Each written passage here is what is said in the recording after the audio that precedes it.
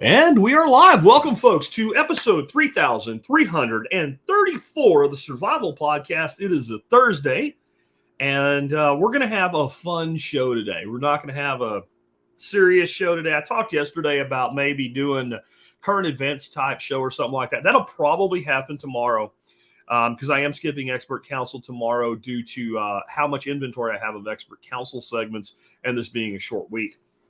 Today, we're going to talk about cooking.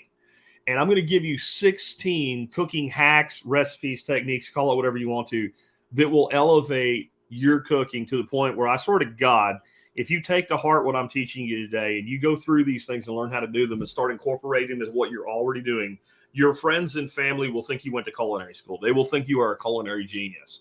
Now, this ain't everything, but this is some stuff that I'm betting most of it you haven't heard before. If you've heard some of it, you've probably never heard it all. And I'm betting there's no way you ever heard all of this put together in a single podcast. I'm going to go a little bit fast through each technique because there are 16 of them. If I did, 3 minutes a piece, that's 48 minutes right there. And so I am not going to get down into the nitty gritty of exactly how to do everything. I'm going to make you aware of it, tell you what you can do with it and why you'd want to know it and what can be done with it.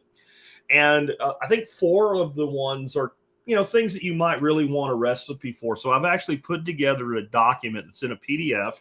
It will be in the audio notes. If you're listening to this on a video, right down in the videos, there's a link in like the second paragraph, and you can click on that and go over to the audio side and get all the resources. Everything that I mentioned today will be there. If you click it right now while we're live, well, it's not there yet. We're not done yet. The audio goes up about a half hour after the live stream ends. Anyway, before we get into that, let's go ahead and hear from our sponsors of the day today. Sponsor of the day, number 1 today, and I did pick them because of a subject, is ButcherBox. I love ButcherBox. If you give them a try, you're going to love them as well. I love them so much. They don't ever pay me money. They pay me with a box of meat. I get a giant box of meat to my front door every month. As my payment. I usually end up spending some money with them because I add cool stuff to it because there's a lot of cool stuff that you can do with add-on deals and things like that. It's just super quality meat, and I love to eat meat. So I love ButcherBox. They've been a sponsor for about 5 years now, and they've been a really great and loyal sponsor. So when you're thinking about stocking up that freezer, consider using ButcherBox.com. Next up today is Start9 Embassy Servers. Now, Start9 lets you take back your digital sovereignty. You always hear about the cloud. There's no cloud. There's no such thing. The cloud is a bullshit word that was made up for marketing purposes only. The cloud means you're using somebody else's computer. So if you're using Amazon Web Services, you're using Amazon's computer. If you're using Gmail, you're using Gmail. You're using Google's computers. You see how that works? That's it. That's what the cloud means. It means it's somebody else's stuff, which means they have access to it and they can cut off your access to it. Well, you don't want that.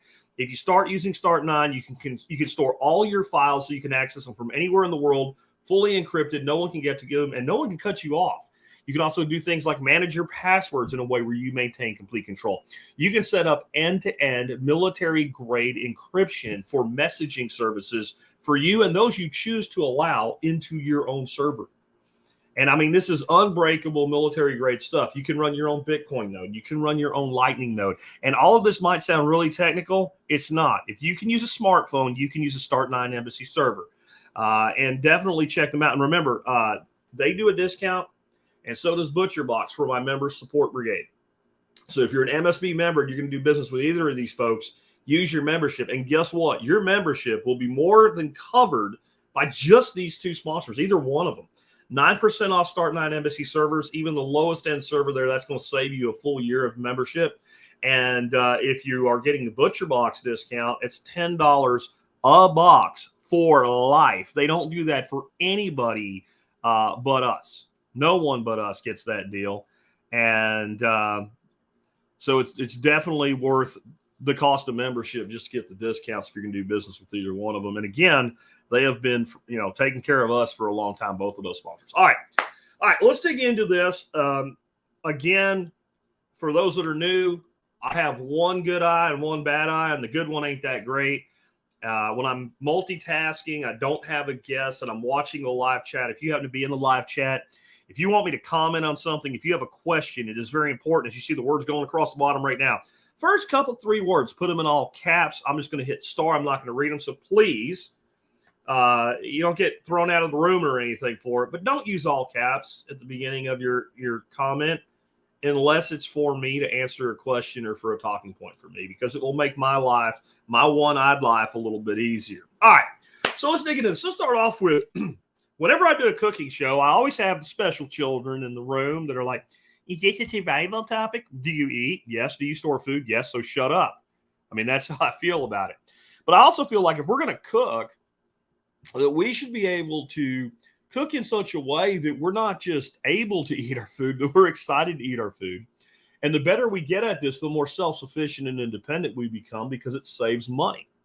So I think that anything that saves money while maintaining a standard or increasing a standard is definitely a modern survival topic. Because remember, this ain't the doomsday prepper show. We don't do that shit around here. We talk about preparing with a modicum of realism to our world. So every dime that we don't spend is something we can use to further our self-sufficiency, independence, and liberty. So when I can make a meal at home for a family of 4 for $30, and that meal exceeds what we would have gotten if we go out and spend 100 or 150 even, including cocktails and stuff like that, well, I think we've done something for our self-sufficiency, liberty, and independence. And if you don't think that's a survival topic, you have found the wrong survival podcast. You need to go find the other one where they talk about crazy shit, right? Next is it leads to better health. So I have railed against the current health system, if you can call it that, for, well, as long as there's been a survival podcast, over 3,000 episodes and 15 years of it. And I've often said that one of the greatest tragedies in the modern world is not the cost of health insurance in of itself, but the fact that they have convinced the average idiot that health insurance, right, is health care. It is not. Car maintenance and car insurance are not the same thing. And health insurance and health care are not the same thing. And health care, if we actually focused on that, would start with us and what we put in our body. Nothing has a bigger impact on what your body is like than the food that you ingest every day. So when we cook with fresh ingredients, when we get on a proper diet, whatever that is to you, because any designed diet, any intentional diet is better than the SAD diet or the standard American diet, even the stuff that I don't recommend, because I'm a keto carnivore guy. If that's not you, I don't care. Cooking for yourself is going to lead to eating higher quality, healthier food if you learn to do the stuff I'm talking about today. If cooking for yourself means buying a bag of freezer shit and throwing it in a pot and adding in some salt and then heating it up, it won't. But if you learn to cook with, starting with real ingredients, no matter what, you'll be better off health-wise. And if that's not a survival topic, again, you're in the wrong place. Mental stimulation. I do some of my best thinking when I'm cooking. I never get in a big hurry when I'm cooking. I like the TV shows where they compete against each other and all, but I'm like, I don't want nothing to do with that shit. I want to enjoy cooking. And I think mental stimulation is really important about, if you start cooking and get your knife skills right, or don't do this while you're using your knife. But if you start taking cooking as kind of meditative and take something that you're trying to work out what to do about it, and you think about that thing while you're cooking, you'll find yourself coming to solutions. And think about it for a little bit and then just let it go and focus only on the cooking and only on the technique and only on what you're doing. And you'll find that little subliminal programming will kind of set that mental computer to work. Well, I think being able to solve problems is a prepper topic. And I also would tell you that we always say, eat what you store and store what you eat. Well, if you're going to do that, you might as well enjoy what you're eating. And if you learn how to enjoy what you're eating, you might find this whole eat what you store what you eat thing a little bit better to follow, a little easier to follow. And lastly, I think it really hits on critical thinking as well. My biggest issue with people when it comes to cooking is and there's various forms of this illness, and I call it parsley disease. And when I talk about parsley disease, what I'm referring to, and it's just a random thing that I picked because there's hundreds of examples of this. Somebody finds a recipe for, let's say, chicken soup. The recipe includes a handful of chopped fresh parsley stirred into the soup at the end of the cook. Fantastic idea. Fantastic idea. Totally makes sense. You should do that shit. Person looks at all the instructions and the recipe, looks around the house. I ain't got no dadgone parsley, and I don't have time to go to the store. I can't make the soup. Well, there's dozens of options. You could have substituted in some dry herbs. Maybe you have some fresh herbs instead of parsley. You could have used something like, I don't know, oregano and thyme instead of parsley. You could have used, if you had carrots and the carrots had the tops, you could chop the carrot tops up and use those in a substitute for parsley. They're in the same family and they taste almost the same. You could take the leaves off the celery that you're going to use, chop those up and reserve them, and use the celery leaves at the end of the cook. It won't be the same, but it'll be good. You could just not use the parsley. But instead, you're focused on what somebody said you're supposed to do. You're reading a cookbook or you're watching a TikTok video or whatever. You need to be able to be flexible. And that's why my first hack for you guys is something that is incredibly flexible. But when I see most people do it, they do it only for a specific recipe. They know how to do this thing, and they don't do it for anything except the recipes that call for it. And here's my view. Humans, fellow humans, garlic goes in almost everything. So my first one for you today is how to do roasted garlic, roasted soft garlic for your cooking. And this is one of the easiest, and I mean the easiest things you can do that elevates the quality of what you're producing a huge deal. Very simple. You take a whole head of garlic and you cut just the top off it so that when you look into it, you can see the little cloves exposed. And you want to cut it before you roast it because it's going to be soft. And when you try to cut it after the fact, it will mush.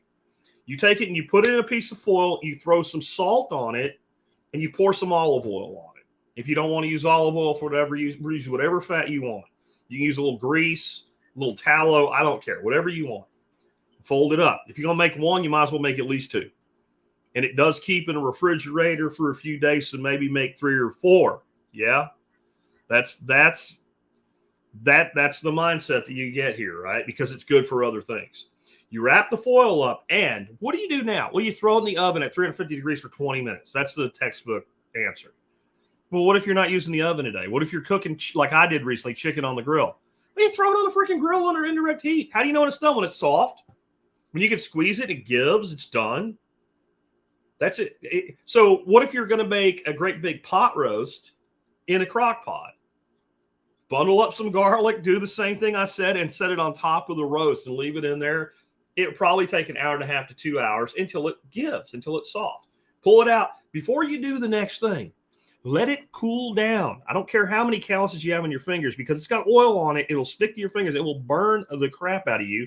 If you need to do it quickly, you can squeeze it, leave the foil on it, squeeze it. It'll still burn you, so you use something to hold it. Generally, I just let it cool down a bit. And then you take that garlic and you smush it out. And you do whatever you want to do with roasted garlic with the roasted garlic. But here's an example of something I did recently. We did some chicken. I won't talk about what we did with the chicken because that's for later. And I was thinking I want something to put on it. And my wife's not big on like the buffalo sauce and stuff like that, which I personally love, but she loves cheese. So I made 2 heads of the garlic on the grill right next to the chicken. Let it cool down. Got a frying pan out, threw it on top of the stovetop, squished both of them in there. Okay. Added a little bit of oil and started to cook that down. Don't need to cook it much. Just kind of get it going. Then I went ahead in with, and I don't know the amount of these ingredients, folks. I do have some recipes for you documented. This I just made on the fly. That's what I'm trying to get across to you that you can do this. But I added in some bone stock, chicken bone stock, and started to reduce it down. I reduced it by about half of the volume. Made it in a frying pan, so it reduces really fast when you have a frying pan. I wasn't trying to make a ton of this. Once I reduced that down, I added in some cream, probably about the same amount that I had added of the chicken stock, and began to reduce that down. Once it began to reduce maybe 1/3 of reduction, you got to stay with it when you put cream in there, guys. Then I got some really good, high-quality, hard-grated Parmesan and started stirring that in. And how much did I add? I kept slowly stirring it in a little at a time so it doesn't clump. And when it got kind of the taste and consistency I was looking for, I quit. No recipe, okay? But this is something you can do this over and over and over again. I put in some cracked black pepper, a little bit more salt, some thyme and rosemary, stirred that in, set it to the side, and let that kind of just come together. And then when I brought the chicken in later, I just heated it back up and we spooned that over. That was freaking the bomb. But if you're thinking, oh, I'll make that for chicken, great. But if you're only thinking that, tell me that wouldn't be the bomb on shrimp. Tell me that wouldn't be delicious if you're a rice eater on rice. How about shrimp and rice? Or if you're like me, shrimp and cauliflower rice. I'm not going to cover cauliflower rice today. I don't think I have it there. But there's some hacks of that. If I have time, maybe I'll throw that in there as a bonus for you today. But that's number one, roasted garlic, and use it on everything. Next is something called salsa matcha. This is new to me. I did not know about this in the past. I just thought it was chili crisp, which is more of an Asian-inspired thing that uses more like fresh peppers. It uses shallots, things like that. But it's wholly different thing. And it's one of the ones that I have a recipe for. So I'm only going to go so much involvement here with telling you how to do it. And I'm going to pull up for those that are on the thing, I'm going to pull up the document right now. This is the document that will be in the audio notes for you to download. It's a PDF, and it's made with ancho, guajillo, and chili de árbol dry chili peppers. And you don't have to use the chili de árbol because those are hot. I mean, they've got some real heat in them, and you'll see there's 6 of each pepper in my recipe. It's my formulation. And but the thing is, they're a very small part of the whole because the ancho and the guajillo are fairly large chilies, and the de árbol are little. They kind of look like a Thai chili. If you don't want too much heat in this, you can leave them out. But my opinion is the amount of heat they contribute to the total recipe is really low, that they're not a heavy heat when they're spread out against this whole recipe. And so that's your base, is those chilies. But the order this goes in is really pretty important. The other, and there's a lot of versions of this, right? I use in mine to make one batch, a half a cup of chopicons, a quarter cup of pine nuts, 2 whole heads of garlic, 3 tablespoons of sesame seeds, and I like to use a mix. And I have links to all this stuff that'll go in the audio notes. 2 cups of olive oil. I would not use extra virgin for this. I don't think it's worth it. The big giant bottles of plain old olive oil at Costco are what we use for stuff like this. I've had people ask me that are full-on carnivore, like, well, why don't you use tallow or something? If you want to use tallow, lard, whatever, you can. The issue you're going to have is you're going to have a product that's not liquid at room temperature. And this is more of a condiment than something you cook with. But you can cook with it too. We'll talk about that. Just a tablespoon of ACV, that's apple cider vinegar, a teaspoon of salt, and a teaspoon of Mexican oregano. The procedure here is the thing. And so let's talk real quick about what we're going to do and the order we're going to do it in. This is one of these recipes. I think this is really important to get everything ready to go, everything in its place, like a chef would say, before you start the actual cooking process. So you're going to de-seed and de-stem the chilies and cut them up. I find the easiest way to cut up dry chili peppers into something manageable. You can tear them if you want to, pair of kitchen shears. Now, you're not going to get them as small as you need them in the end. That's okay. I'll tell you what to do next. You get that ready. Peel all your garlic cloves. Most recipes of about this amount, you haul for like 4 to 6 cloves of garlic. I think the garlic is a huge part of this, so I use 2 whole heads of garlic in it. You can adjust that as you want to. Get all your garlic peeled and get everything else ready to go. Put your 2 cups of oil into a saucepan. You don't need a giant one. You want some depth in this, so something that's not too big around. You'll get some depth out of 2 cups of olive. I'm sorry, I actually wrote that recipe down. I modified this recipe, and I just realized that I screwed that up. So I'm going to have to change that document. It's 3 cups of olive oil to get the yield that I'm looking for, and I'll tell you why I did it in just a second. You're going to put the nuts and the garlic into the oil. And when you do that, then you're going to put the oil on a medium heat, and you're going to bring it to where it just barely fries. And if you're thinking this kind of sounds like Jack's chili oil, garlic stuff from the Asian influence, it's similar, but it's different. The same but different, man. And you're going to then do that for about 10 minutes. Again, you want the garlic, the nuts, and the sesame seeds all in at that point. When you're about 10 minutes into that cook, you're going to shut the heat off So the whole time once you start that 10-minute timer, you're going to start that 10 minutes when you start to see little bubbles. You want the most gentle fry. It's almost like what is that? A confit. It's almost like your confit. You want to get crispness on the garlic and a roast on the nuts, but you do not want to actually fry them hard, char them, and burn them. Once you kill that, you're going to throw everything else in you can throw in at that point. Throw your Mexican oregano, throw your salt, your apple cider vinegar, and your chili. I'm sorry, don't throw the ACV in there yet. It's gonna cool it. It'll help cool it. So let's just wait on the ACV. You throw everything in there except the ACV. Give it a stir. It'll keep frying. It'll probably keep frying for another 10 minutes from residual heat. Let it cool all the way down. Throw in your ACV. Give it a good stir and put it into jars. It'll keep a long ass time.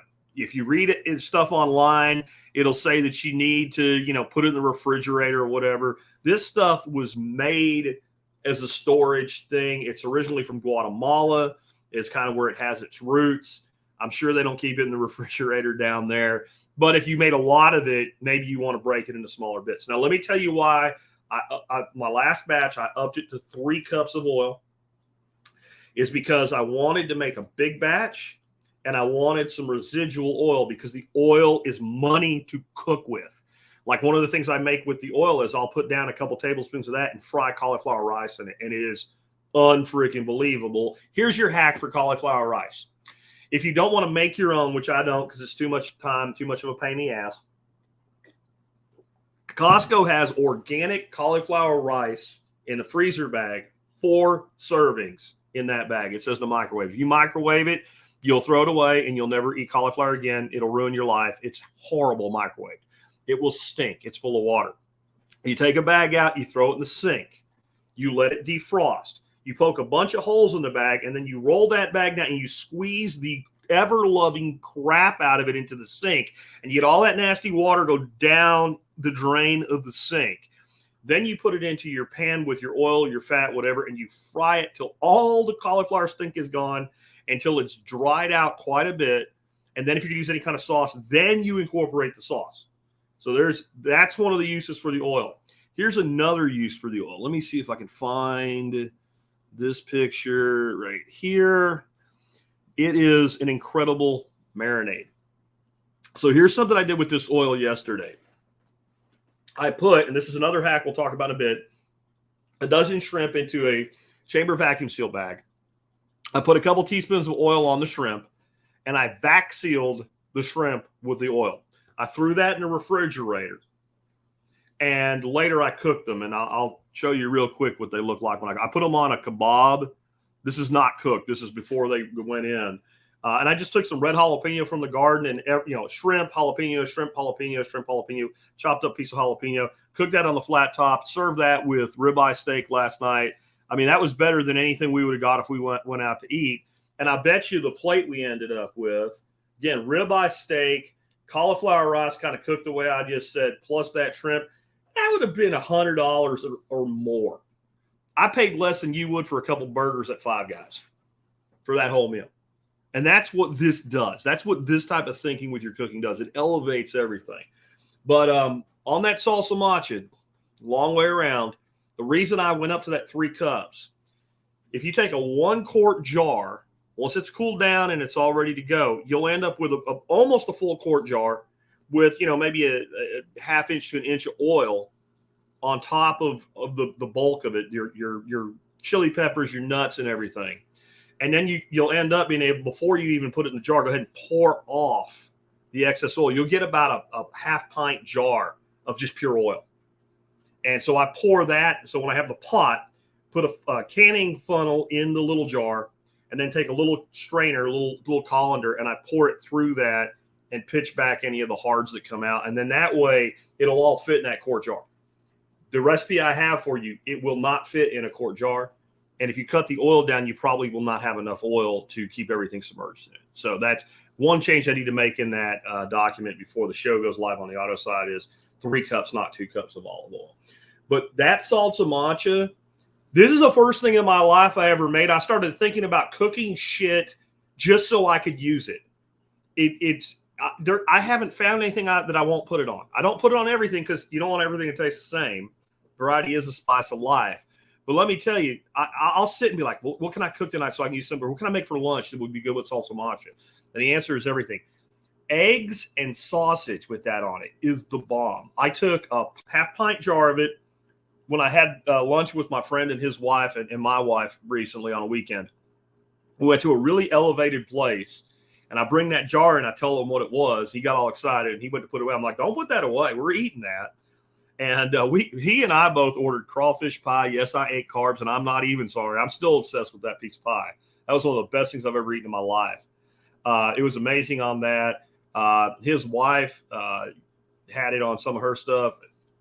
I think when we left, that jar was maybe a third of what it was when I walked in.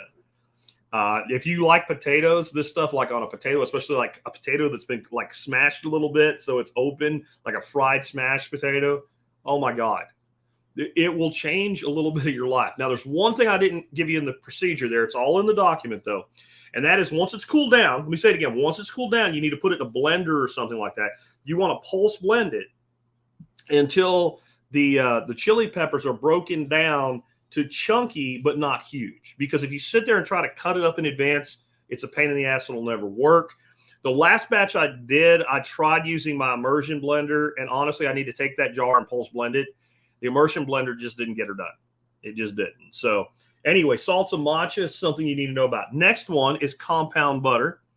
And I'm going to run a little video in the background for those of you that are on the video here feed, because I think that it will help you understand what I'm talking about at one point. Let me get that going, and we'll get talking about it.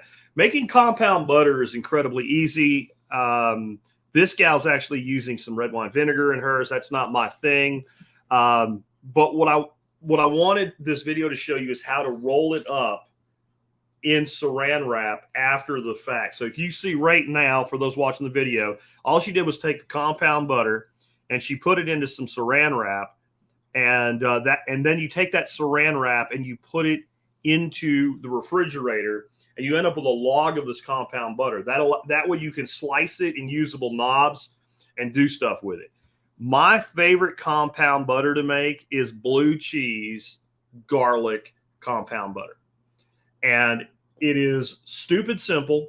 Again, it's not something I have a recipe written down for you with, because it's too simple to do that. And it will be too limiting if I give you that recipe and you get stuck on it.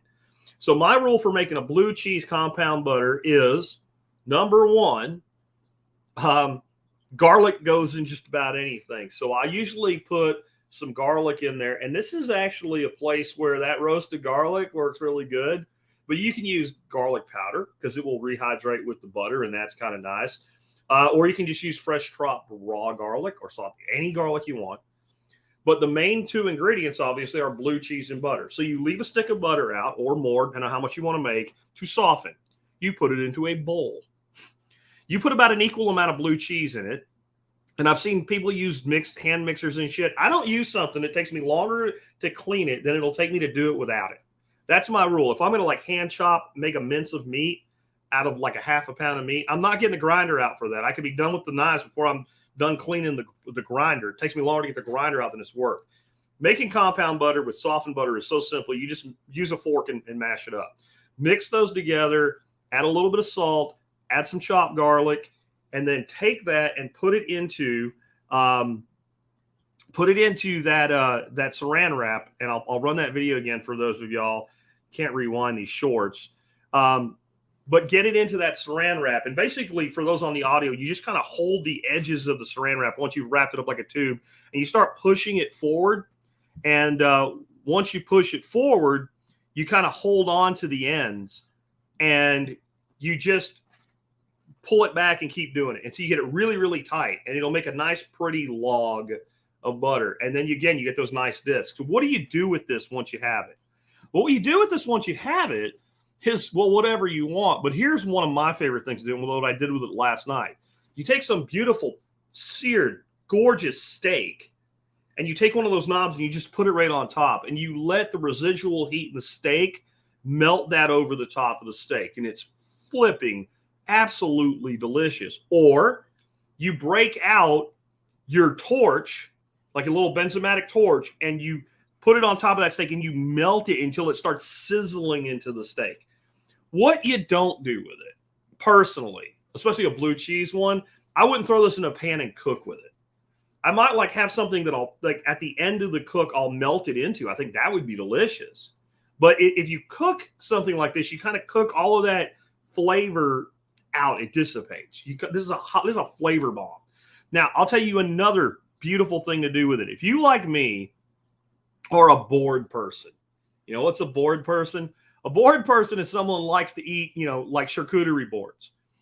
When you put out a board, make a compound butter, and instead of making little hard discs out of it, put a bowl of it softened and whipped up on that board. Put out your little cracker, cheese, whatever it is you do with your boards, little toast points or whatever.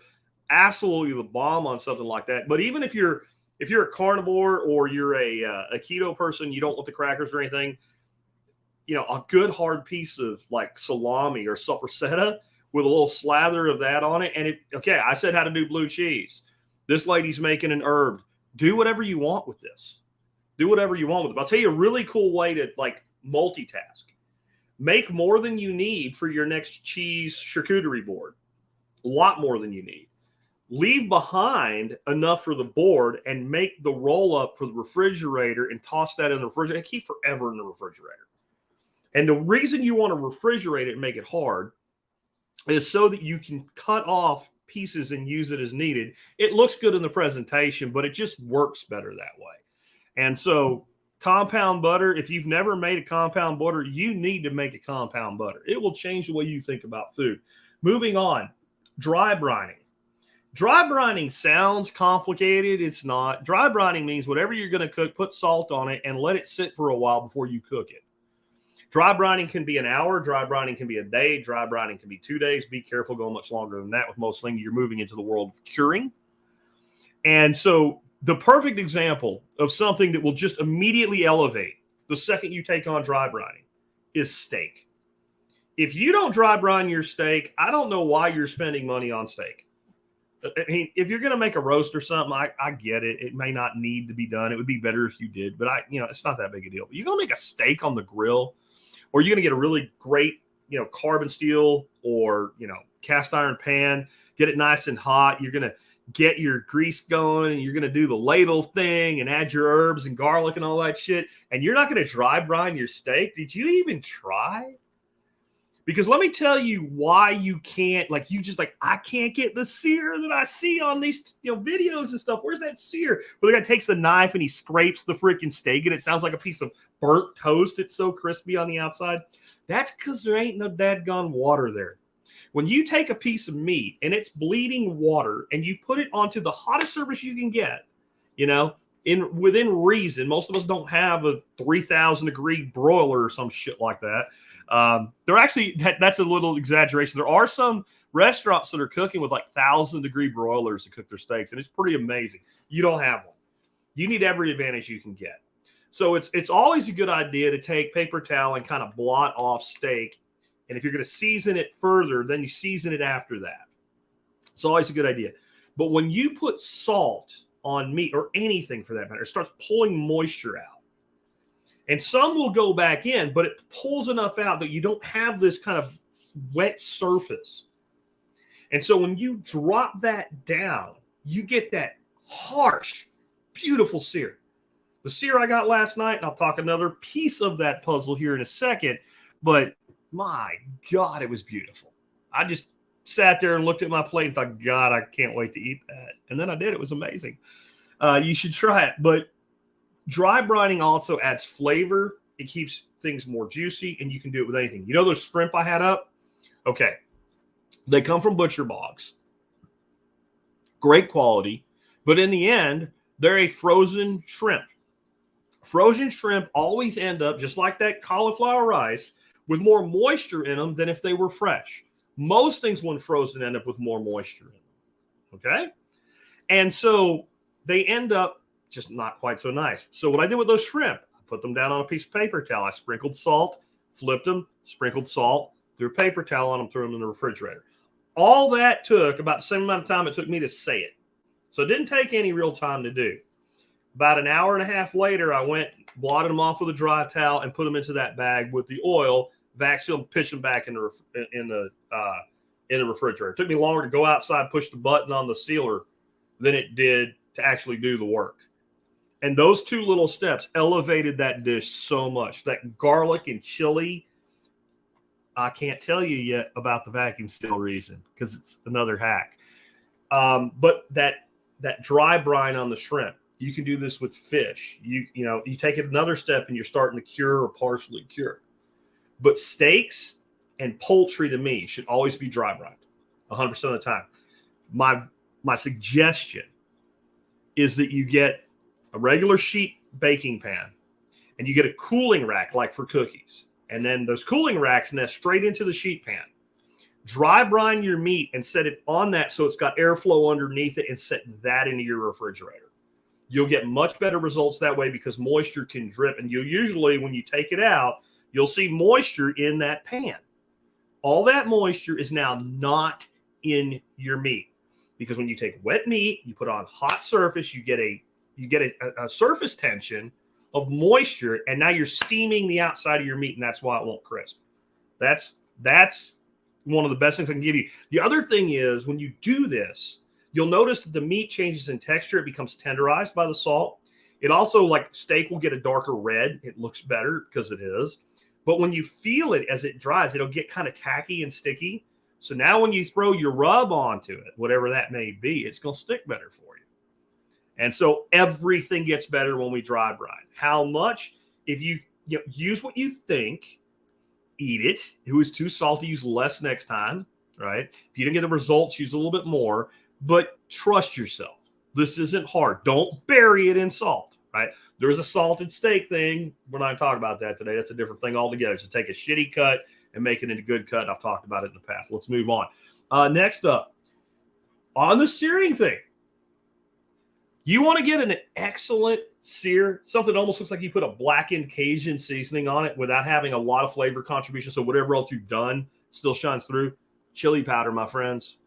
I don't care what kind, plain old chili powder, like you make chili with. Just don't put a lot on and it won't contribute much flavor.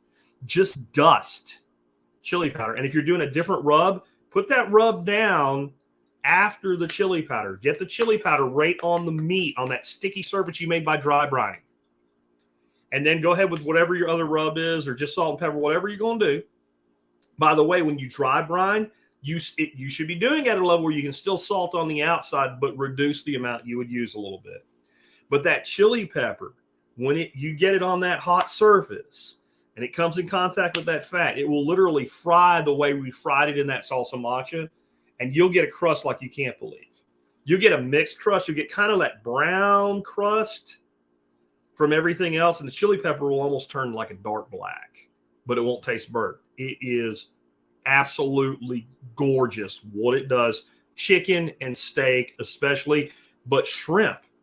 You want to get see, the problem with trying to get a good sear on shrimp is the number one reason that shrimp suck is that they were overcooked and they turned into little hockey pucks.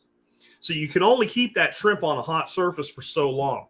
Little dusting of chili powder on those shrimp, which is what I did with that kebab. Oh, yeah. Then you get that kind of black and Cajun-y thing without the Cajun flavor, okay? Now, Chef Paul Prudhomme's black and redfish seasoning will do the same thing, but you're going to bring a lot of flavor with that. But it'll get you that dark color. Next up, let's talk about, where are we at here? Chamber vac machines. So I said I had to hold back there for a minute, but I put those shrimp, like I said, into the chamber vac. And this happens to be, if you're watching on the screen here, this is the chamber vacuum sealer that I own. It's made by a company called VacMaster. And I brought it up today. I do have a link in the audio notes for you if you want one of these. It's on sale today. It's like a best price you're going to get on it. They're like $1,150. And that is ship free to your door, Amazon guarantee, all of that stuff. This was the one I selected when I decided to bite the bullet and get one. I'm going to show you a less expensive one and tell you the trade-offs with it in just a minute. But I want to tell you about what a chamber vac can do. Besides, I brought a whole bunch of meat home and I want to put it in my freezer and I don't want it to spoil. What can it do beyond that? It accelerates marination almost instantly. The longer you leave it, the more that's true, though. So the reason I put those shrimp in the refrigerator in that vacuum seal bag in that chili garlic oil from the salsa macha is when you pull all that air out, you're kind of forcing your marinade into your food. There's a lot of things you can play with this. Like you can take ice cold water and put very thinly sliced vegetables in it and put that into a chamber vac, and it will give those vegetables a crisp like you can't believe. One of the chefs in the audience reached out and told me that back when I got this, and my God, it works. But for marination, acceleration, this thing that makes it a multitasker. It's not just for storing food. Now, let's say you want one of these and you don't want to spend friggin' $1,100. Well, I understand. And it just so happens this one's on sale today too. It's only 14% off, but it's only $310 on sale. And it's made by a company called Avid Armor. They're very, very well thought of. The trade-off here is you have a much smaller and shallower chamber, so you can't put as large of bags or as large of items in it. But it would be fine for people who want to do like 2 steaks at a time or a roast or what have you. Big items ain't going to fit. Now, one of the other trade-offs with this, and again, multitasking is important to me. And again, I got links to all this in the audio notes, is that you can seal dry goods in quart jars with a chamber vacuum sealer if the chamber is big enough for the jar to fit. The one I have by VacMaster, 2 full quart jars laying on their sides will fit in the chamber. And you put dry goods in it. You put the lid on, the disc, and you put the ring on loose, just enough to hold the disc in place. You lay the jars on their side, you run the cycle, and when the chamber clears, the jars are sealed. Since we've gotten that, I have a great big, built out of a pressure cooker, modified with a vacuum pump and all. I'm probably going to barter that this year. I've never pulled it out to use it since we got the VacMaster because I don't really need to do that many at a time. So it's not that long to run a cycle. So if I want to do something like that. Now, here's another thing you can do. If you bring your salad greens home, give them a good wash, soak, and drain. Then throw them in one of those jars, vacuum seal that, and throw that in your refrigerator. Your salad greens will last a hell of a lot longer that way. So you keep your salad greens fresh. There's a lot of multitasking, but the hack, if you have one or if you're going to add one to your life, is the acceleration of marinades. Now, if you're thinking, well, damn, Jack, I could take a thing that once I've done it and I know I like that marinade, and I could put the stuff in there, the meat in there, or whatever it is, and pour that marinade on it and chamber vac seal that sucker. And I could do 1 for tonight and 3 or 4, label them and throw them in the freezer. And when I pull them out, I got a pre-marinated, ready to go. You are starting to think the way I want you to think in this show. You really are. That's exactly what you can do. There's a lot of things you can do. Now, let's talk a little bit more about chamber vacs before we move on. Why you'd want to spend the extra money over, I got a food saver or whatever. Anybody that's ever tried to use a regular vacuum sealer knows if the thing you're trying to vacuum seal has any moisture at all, moisture comes up the bag and ruins the seal every stinking time. With a chamber vac, you completely evacuate the chamber, the seal bar goes, and then the air is let back in. So when you're chamber vacuum sealing something, it looks like the bag's not collapsing because it's not, because the pressure is equal inside and outside, but there's no oxygen at all. And then when the bar releases and the air comes back in, the bag collapses onto the food. And that's when you go buy stuff in the freezer section and it's so beautifully vacuum sealed. That's the kind of technology that they're using. One more thing before we go on. All these chamber vacs have a lot of settings as to how long they vacuum for, how long they seal for, and how long that they cool for before you can open them. All right. The recommended settings on mine were nowhere near as long as it needed to be. It's something you'll have to play with. It's just something you need to know. And if you know that and you go into it with that, you won't get frustrated and think this thing doesn't work. And one more thing before we move on from vacuum sealers. Did you know that liquids boil at a lower temperature in a vacuum-like space? Yes, they do.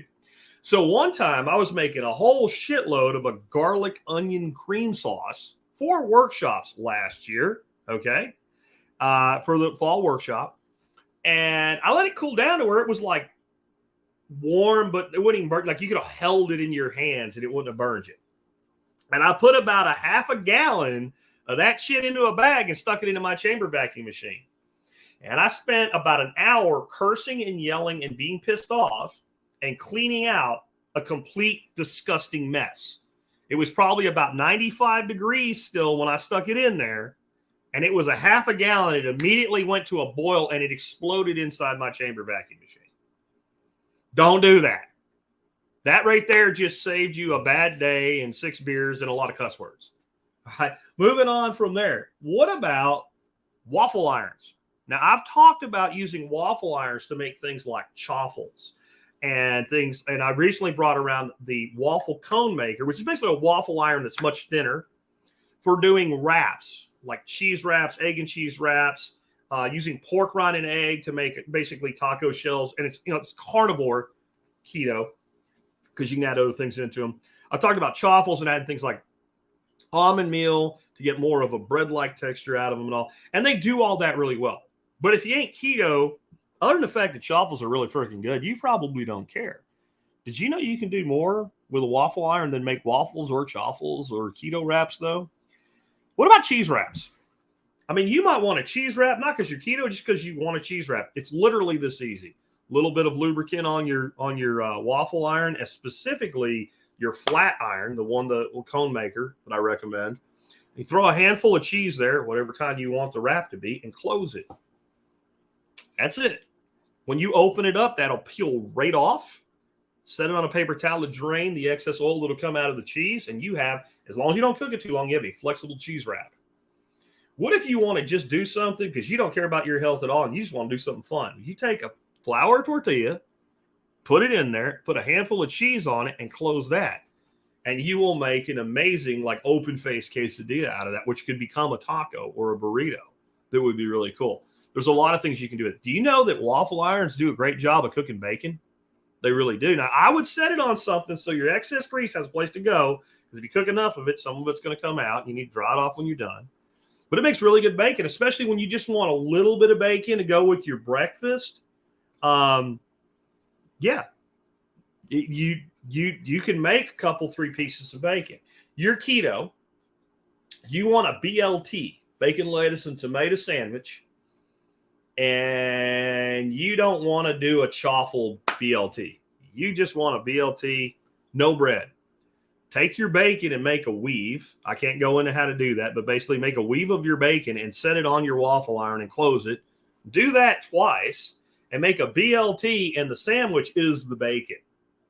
So you've got lettuce and tomato, and you got it surrounded by 2 weaves of bacon. How about eggs? We talk about chaffles all the time, but just scramble an egg and throw it on a mini waffle maker. It makes a great egg bite.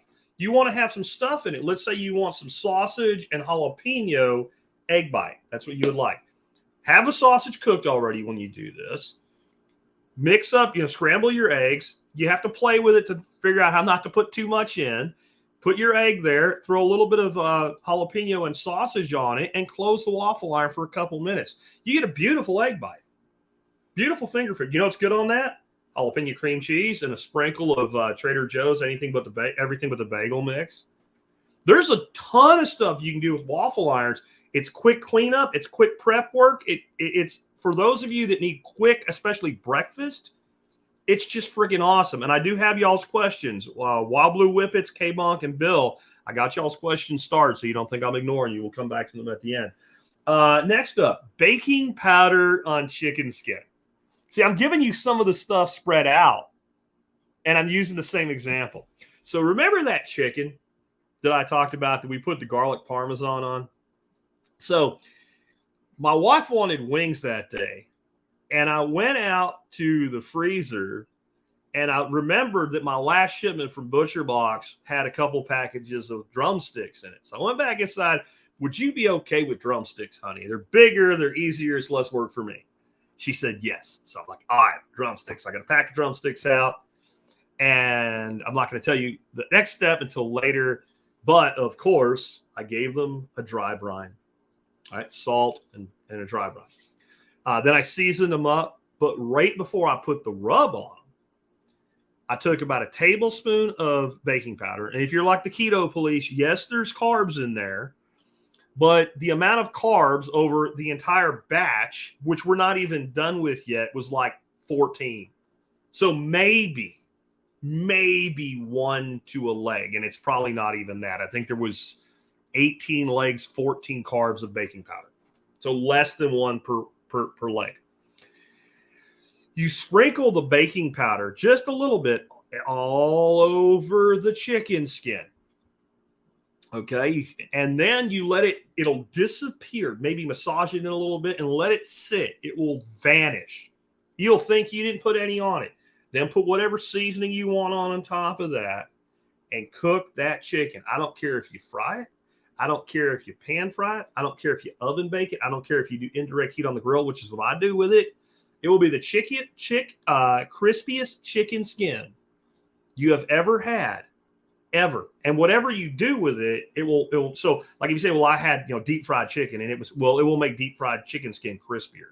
Even if you batter it, it will make the underlying skin. I don't know how it works. I don't know the scientific explanation. It's not necessary.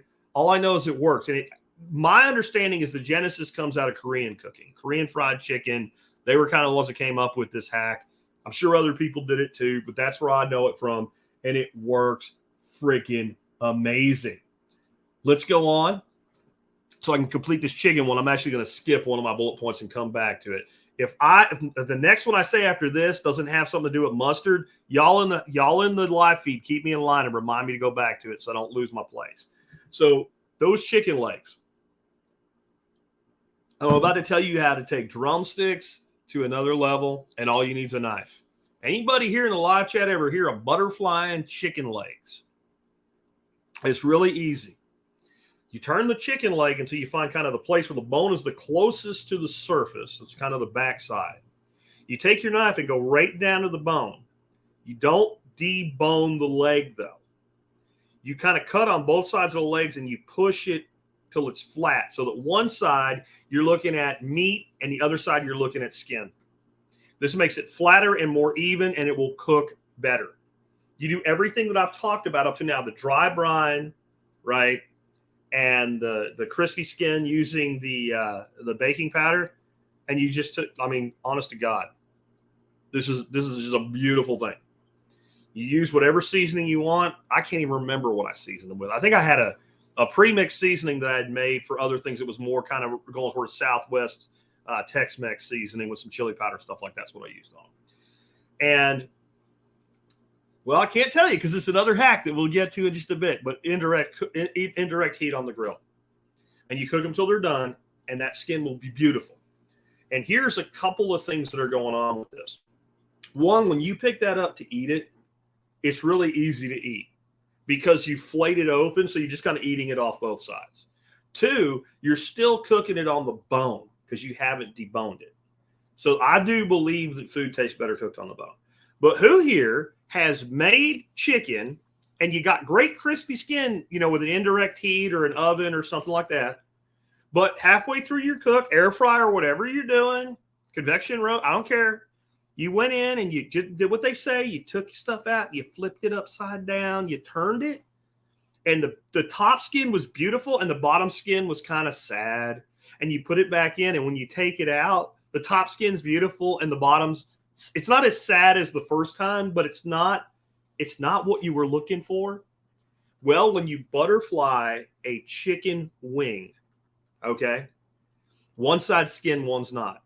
So all you do, and with the grill, I usually will flip it skin side down over direct heat right at the end, but you finish your roast with the skin up. The other side of this is we've opened up that wing, the meat, so when we apply a rub or seasoning or herbs, it goes into the meat, right?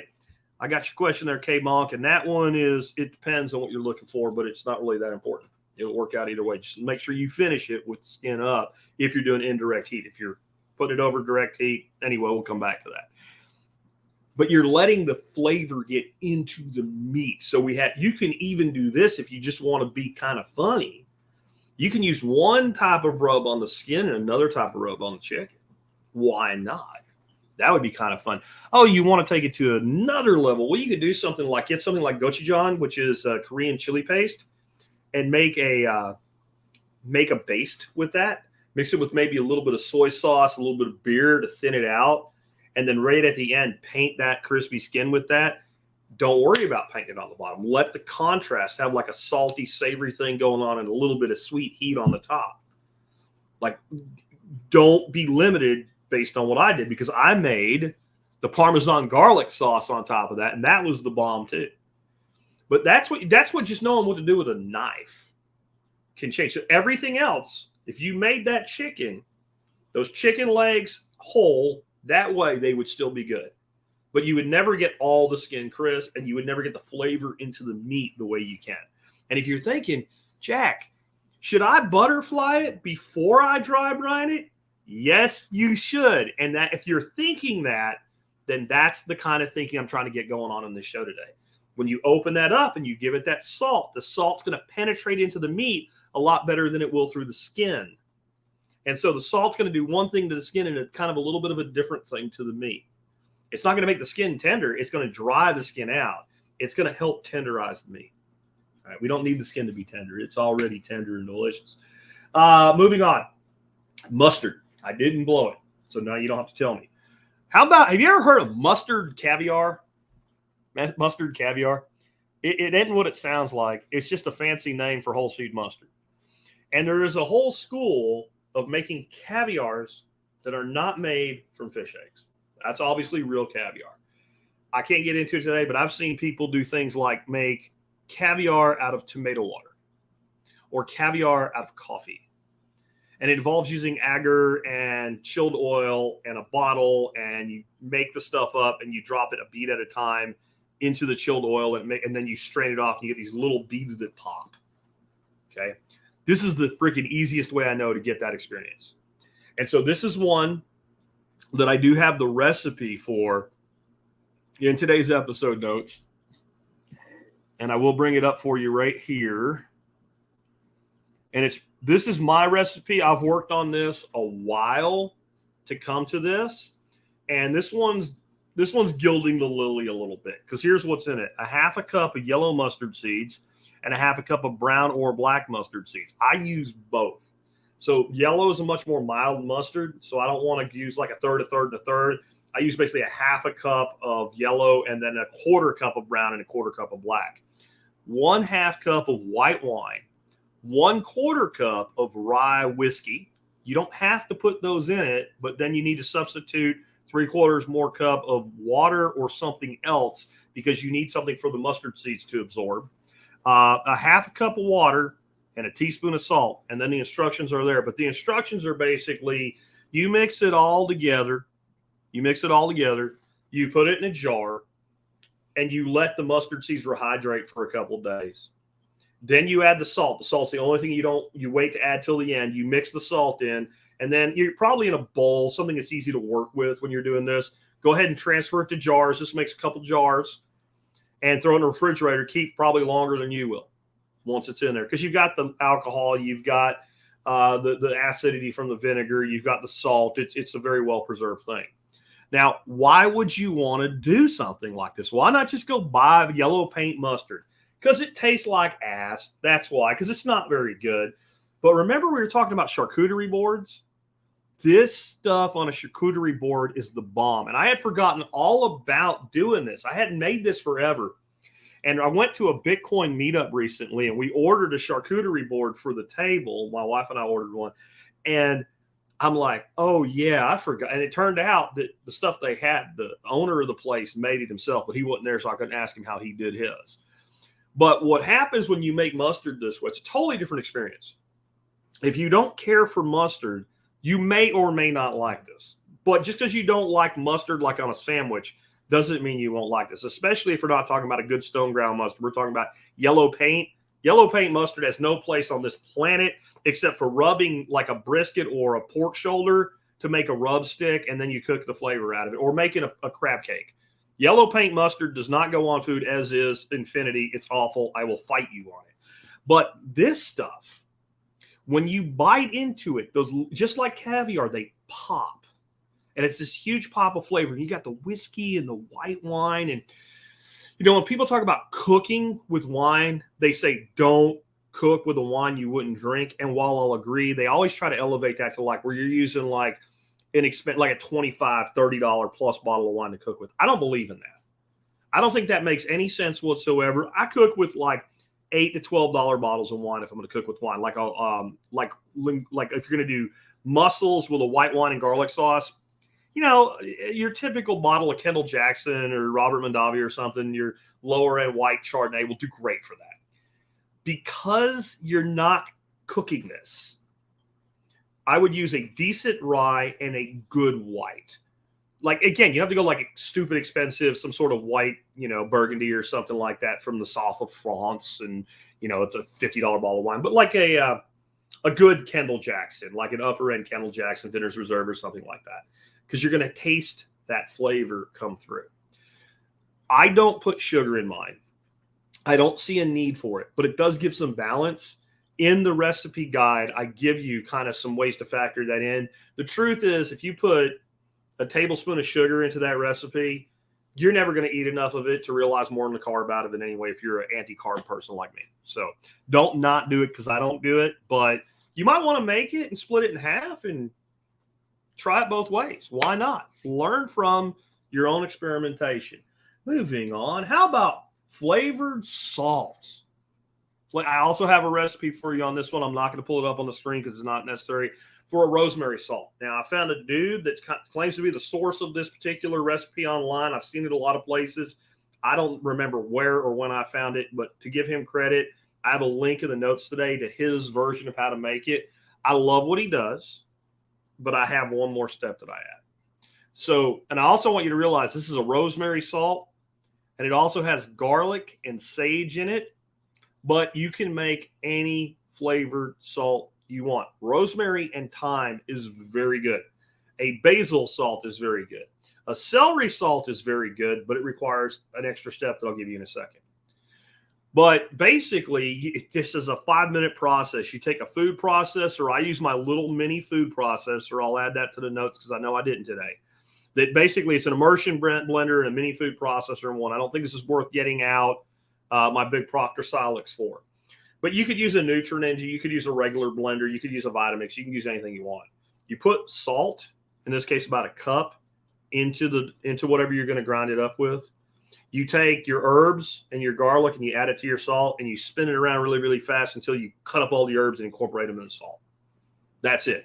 Again, the one that he does is rosemary, sage leaf, and garlic. And he says something that normally I disagree with, but I don't disagree with it here. Don't go ahead and take his recipe of 4 garlic cloves and make it like 12 because you like garlic. Because I do that all the time. With a salt like this, though, that's too much moisture in the salt. And it's more garlic than you need for something like this. You can always add more garlic in another form when you're cooking if you want to. But this is really a great, this rosemary salt is a great finishing salt. This will blow people like this on top of a steak, especially if you've kind of gone toward the Mediterranean side of things with your whole meal. Is unbelievable, and it's in salt. It lasts forever. Now, this is the one thing I do differently, and I think this is really worth doing. When I'm done making it, I take a plate or a sheet or flat Tupperware, and I put the salt on a single layer, like fairly thin layer of salt, and I just let it sit out for like 4 or 5 hours. What this does is that salt's pulling, because you want to do this with fresh herbs if you can. If you can't, if it's do it with fresh, it's do it with dried herbs or don't do it. Go ahead and do it with the dried herbs. But if you have fresh herbs, and this rosemary, I really recommend you use a fresh herb, and I'll talk about why in a second. If you let the salt sit out for a bit, the moisture evaporates off as the salt's pulling moisture out of your fresh herbs. And so you get a drier salt that'll keep better and clump less. Now, I know that because people that should not be in charge of picking up dog shit run our government, that when you buy salt that has an expiration date on it, I understand that. That expiration date is bullshit. That salt's been in the ground for 50 million years unless it was freshly harvested from the sea, and then it's as old as the earth anyway. Salt does not expire. So if you make an herb salt and it clumps, just put it back in your blender or food processor and chop it up again and throw it back in your container. It'll be fine. I promise you. It won't go bad even with the herbs in it. Now, here's the key. Let's say you want to make a celery salt. Celery has quite a bit of water in it. What I would do to make a celery salt is cut up as much celery as you want to use in it, stick it in your dehydrator, and dehydrate it till it's about halfway there, where you're like Bon Jovi living on a prayer, and then do everything else that I said. And the reason for that is so there's not too much moisture in there. But this is why we want some moisture if we can, because I will do this with a dry herb if I had to. But if I have some moisture, I'm going to get a better result. And the reason is when that herb is having its moisture drawn out by salt, unlike just by drifting away in the air, it's going to pull flavor. The moisture, the salt's going to get moist, and that flavor is going to end up bound to the salt through this osmotic process. And you're going to get a much higher quality seasoned salt that way than you would otherwise. And I'm going to tell you this, there is nothing that I know of on the market that you can buy like this. And you could take it to another level. What if you were to use something like a smoked salt? And just what else could we talk about using a smoked salt for what we had done today? Now, K-Bonk just brought up a very good point here. If you have nice, high-quality leaf from your celery, use that instead, and then you don't have to dehydrate it. That's actually, K-Bonk, you're a very astute man. I'll say young, but I don't know your age. You might be younger or older than me, so I don't want to call you young. I don't want to ever call somebody young man when they're older than me. It just, I don't know, it rubs you the wrong way when somebody does that. But I grow white and pink Chinese celery, and they're more of a cutting celery anyway, and I take kind of the top stem plus that, and there's not much moisture there. That's what I do. But if you're buying store-bought celery, unless you have a really nice leaf, you would probably get more flavor and better results from semi-dehydrating the stalks. But you can do anything you want. Cletus says use lovage, and I bet that would be good. I don't grow lovage. It doesn't do well for me, but I bet it would do really, really well. But you guys are getting it. Whatever you can think of, try it. Make a smaller batch. Instead of making a cup of it, make a quarter cup of it. It's salt and some herbs. If you're like, that's ass, throw it away and don't do that again. Just don't put it where you're trying to grow stuff, because salt will kill things in the ground, right? Moving on, let's talk about where we at now. Second Life pickles. This is one I've mentioned on the air a few times, but I couldn't leave it out today. I don't understand how people make a pickle or go buy a pickle and then eat everything in it. And when I say pickle, I don't mean cucumbers. I mean anything, a pickled asparagus, pickled beans, I don't care what. And then when they're done, they just throw away the pickle juice. Don't do that. It's still got, it's not done yet, right? It's got more to do.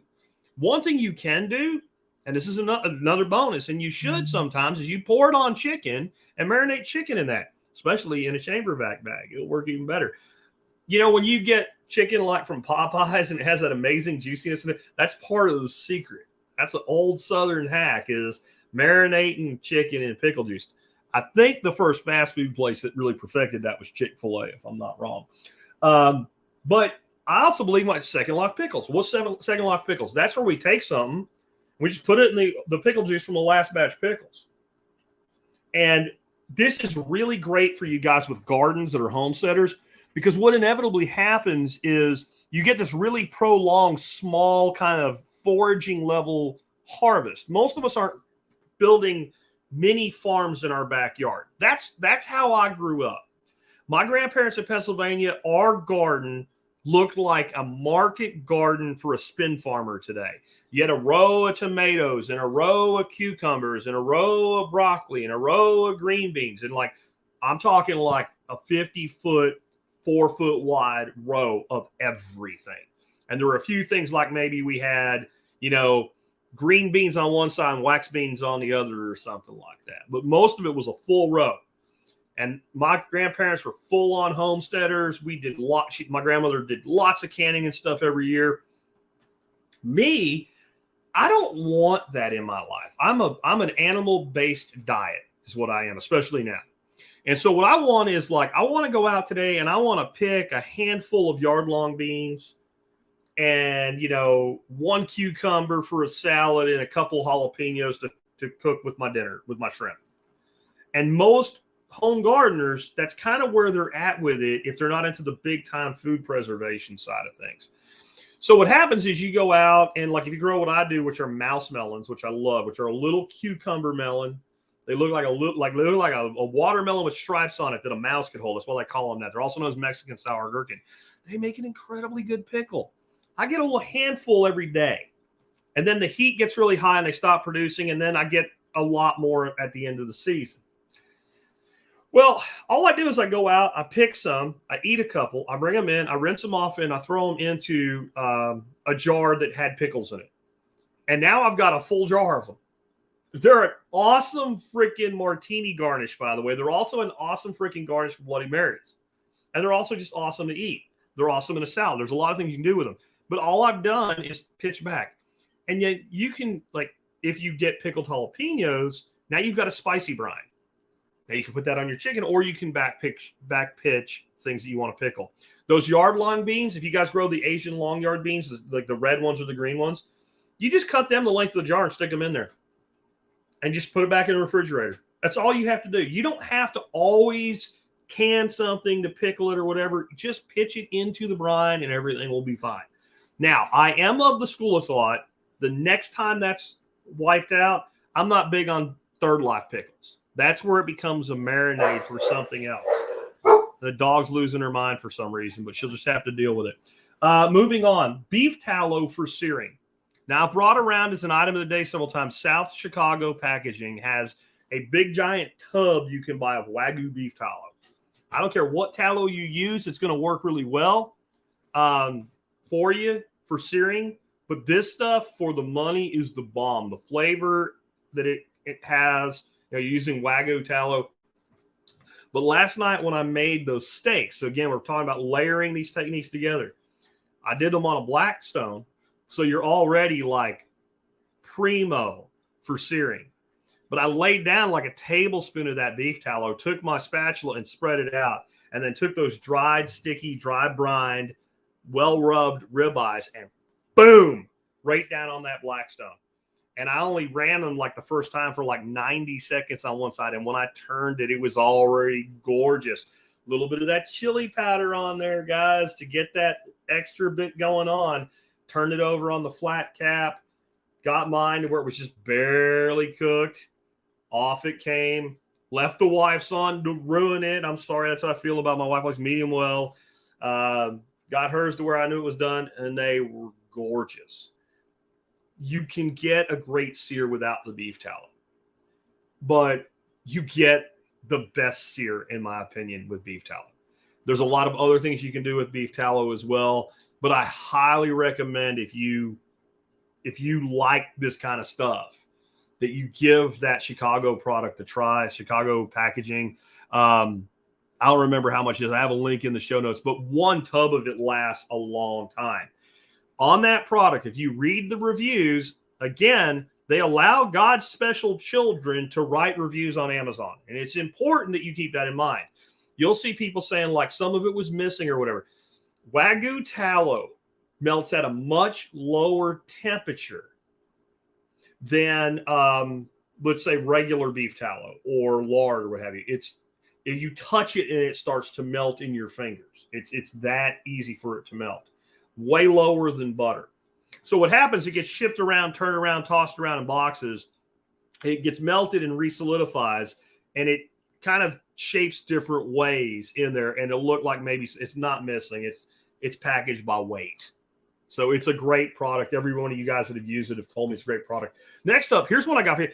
I bet you good 10 to 25% or more of this audience keeps chickens and or ducks on their homestead. And you got lots of eggs. I'm about to tell you one of the things that you should have been taught how to do with an egg when you was born, because it's glorious and most people have no idea how to do it. Salted egg yolks. I also have the full procedure in the document in today's show notes for this, but it's really simple. And even though the recipe has an amount of salt, it doesn't matter. It's salt. It's cheap. Quit whining. I would not use a really high quality salt. Like I love Redmond's. I wouldn't use Redmond's for this. Just any salt will work. Though, I will say, this is another instance where using a smoked salt, and I have not tried that yet, and I kind of feel stupid for not having tried this yet, but a smoked salt in this might add another layer of complexity. Now, here's the thing. If you're smoking something anyway, there's nothing stops you from taking, let's say, a couple cups of salt, spreading it out on a tray and sticking it in your smoker and making your own smoked salt. Yes, you can do that. Anyway, just saying you got regular salt. You take a container, you put a layer of salt in it, and if you're going to make 4 egg yolks or 2 egg yolks or 6 egg yolks, you make a little well in the salt, a little hole in the salt. You separate your whites from your yolks. Do something else with your whites. Don't throw them away. If nothing else, feed them to the dog. Dogs love egg yolks. All right. Dogs love raw eggs in general. Put your egg yolk into each of the little wells and then cover it with more salt. Close the container. Set it in the refrigerator. You really don't have to put it in the refrigerator, but assuming you have room, it is a best practice. 3 to 4 days. Check your yolks at 3 to 4 days. They should be a little squishy, but very stable. You should be able to pick it up. It won't break real easy, what have you, and rinse the salt off of it. Now, the next step is optional, but highly recommended. I have the times and procedure to do it with an oven or a dehydrator. But you want to really further dry these out, right? Yeah, K-Bonk's got it. There it is, jumping ahead like the first, the class favorite or whatever it is. That's who K-Bonk is, right? It's like cheese when you do this. You grate it with a fine grater. This is the charcuterie boards again. I mean, even like a really nice medium rare New York strip steak. And then you take the oil from that salsa matcha and you just drizzle that. I would actually lay that oil down on the plate, set the New York strip on it, and then grate that egg yolk over the top of it. It's a totally new level of things. But what it's also doing is you have this incredibly high quality protein and fat that you're growing in your backyard. There's nothing in the store that compares to your eggs or your neighbor's eggs. And let me be very clear what I mean by that. If you buy cage-free organic brown eggs from Trader Joe's, or in your backyard, you have actual free-range birds and you're feeding them Purina, your eggs are better. So anything you're beyond Purina and letting your birds out once in a while, there is nothing you can buy in a store that compares to that. You might buy it on a farm stand or a farmer's market, but you're not buying it in a store. Equal quality. So now you've got this incredible protein, but there's people that will sit down and eat 8 eggs for breakfast every day, and there's people that won't. Now we're taking like the heart of the egg, literally. That yolk is where the most nutrition is. The white is the protein, but the fat and the nutrition is in that yolk. That's everything needed to make a whole chicken, right? That's what a yolk is. It makes a chicken. Now you're taking that and you're putting it in a form where you'll use it in other places. And because it's salted, it's also salty.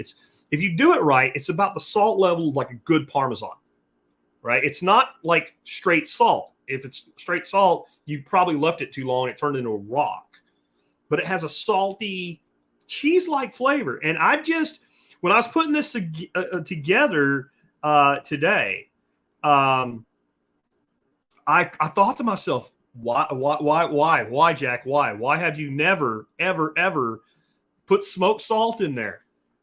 And my first thought was a little liquid smoke. Like, screw liquid smoke, just smoke the salt. It's not hard. It's not hard at all. K-Bonk is saying right now in Italy they use duck eggs mostly, and they do in the Far East as well. And this is traditionally done with duck eggs. And I do mine with duck eggs because I have ducks, but it works with chicken eggs. This is like charcuterie master level, and then you can do other things with it. Definitely worth doing. Really simple. And I will tell you, I think most people do not know how to separate an egg. And there's 2 things I want to talk about with eggs here that I see on TV all the time that you should never do. And one is they crack the egg and then they drop the egg in their hand and let the whites go through their fingers. That works. It makes a mess. It's one more time you have to stop and clean up before you proceed because shit sticks to your hands. And I don't mind stuff sticking in my hands, but if I can avoid it so I don't have to take a stop in what I'm doing, I'm going to do it. You crack the egg, you pull it in half, and you kind of pour it back and forth, and you separate the yolk and the white, one in each egg, and you dump the white somewhere and you dump the yolk somewhere. It is so easy. I do not understand why people dump the damn thing in their hand. The other one is if you open a quail egg by tapping it on the side of a bowl, you are one of God's special children, and you need to stop it and stop it now. For about $3, you can buy a pair of quail egg scissors from Amazon or any place else, and you can cut them. There was a guy selling them in bulk on eBay, and back when we were doing quail and we were selling quail eggs to our customers, we bought them by the case, and the first time we sold people any quail eggs, we gave them a pair. Because you know what we figured out? Then they came back and bought more quail eggs. Because when they went home and tried to crack a little-ass quail egg, a little bitty egg with a thick-ass shell, they would mess it up, and they didn't want them anymore. But once we gave them the scissors, they're like, oh, these things are great. Buy the damn scissors and separate your chicken and duck eggs. Learn how to do it. Don't pour them in your hand. Don't pour them through a sifter. It takes 2 seconds to do. It's not that hard. Oh, one more duck egg hack before we finish up. When you crack a duck egg, it ain't like a chicken egg where you just hit it on the table and it cracks nice. It's a much thicker shell. And the best way to crack it is with a knife.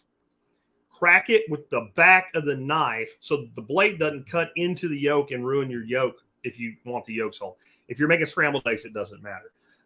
Next, how about, I talked about indirect heat when you're grilling chicken. Here's my hack for that. Wherever you're going to put the chicken down, assuming you're using a gas grill. If you're not using a gas grill, you can do the same thing anyway, just one less step in it. Take the grill grates off, and on a gas grill, you'll have those reflectors that go over your burners. Take them out. It'll make more space. Take a throwaway aluminum pan or two, depending on how much space you need, and set them down in there.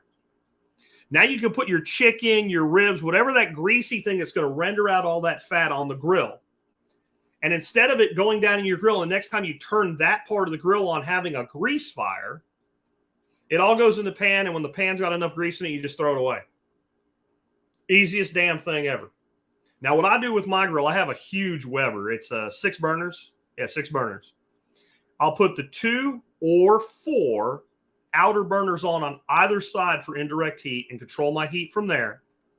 I pull the center out, drop those foil pans down there, put the center back on. I do my indirect cooking there. And then that way, if I want to finish over high heat, I just move the food to do that. Now, what you can also do is you can put food like that into a pan, a throwaway pan, and set it on the grill directly. The problem is the food's sitting in the grease now. But if you put the pan underneath the grill, all that grease renders and that food gets to cook proper on a grill. That's a super simple, stupid simple one. But it will make your life better. And again, those pans are stupid cheap. You can throw them away. And if you have one that's got a little bit of grease in it, and you don't want to clean it out to use it for something else, just put it away until the next run you do, because you don't care if that grease gets rancid or anything, as long as it's not a place where it's going to stink. Honestly, I just leave mine in the grill until I have to take them out. I don't care that it's staying. It doesn't matter. And if I need to cook down there, I pull them out. And if I look down there and I'm like, that's time for that one to go. When they're about a third full, I pitch them. Right, just so much better. And hey, I got your question, but really should be all caps. You got lucky on that one. Last one, cold smoking. I'm going to give you, if you own the 2 things you need to do this, and you've never done it, and you like the idea of cold smoking, you're going to do one of the, why didn't I think of that? If you have an offset smoker and a pellet smoker tube, you have a cold smokehouse. So think of your big offset smoker. You got your firebox, and then you got your main chamber, and you put your big briskets and pork shoulders and stuff in there, and then you start your fire over here, and you get it burning down, and you try to get your 225, 250 temperature for your smoking in that main chamber off of your firebox. Great for that. And I find myself very seldom using my sidebox smoker, because I use a sidebox smoker if I'm going to make like 2 briskets and a pork shoulder, like five racks of ribs or something. And 90% of the time when I cook, I'm cooking for me and Dorothy. And I don't know about you, I just don't feel like it's worth firing up a sidebox smoker to do that. So I started using smoker tubes a few years ago. And I keep thinking I'm going to build myself a cold smokehouse. So I can do cold smoked cheese and stuff like that. And one day I thought, you're stupid, Jack. Take the smoker tube and put it in your firebox on your offset smoker, fire it up and get it going, and put the stuff you want to cold smoke in your main chamber. It's never going to get hot in there, but you know what will happen? That smoke will draw through. It has to. You can play with your vents and stuff like that, but basically you got a little bit of warmth, and it's going to draw through your chamber. I guess you could put a fan on the outpost, little fan if you want to. You don't need to. And now you've got a decent-sized cold smoker. Now, there's other ways to do this. I've done it on my gas grill. Just put it all the way to one side, take a piece of aluminum foil, the part for where your rotisserie is supposed to go, whether you have one or not, on the side the smoke's on. It's going to force it to go out the other side and go across the food. But it works much better in an offset because it's designed to flow that smoke. Now, here's an idea I've had to do with this. And as you know, a biltong purist would get real pissed off with what I'm about to say, but I'm going to tell you that everything that's wonderful had to be done the first time. And so the difference between biltong and jerky is not smoke. Jerky very much traditionally was just salted meat dried in the sun, and biltong and very thinly sliced. And biltong was thick meat dried in the shade in the dry season when the insects aren't much of a problem. Both use different countermeasures to deal with the potential of like flies laying eggs on them and then maggots in your meat. Jerky used salt and very thin and very fast drying. And then you can't always have a perfect situation. So eventually people put smoke on jerky.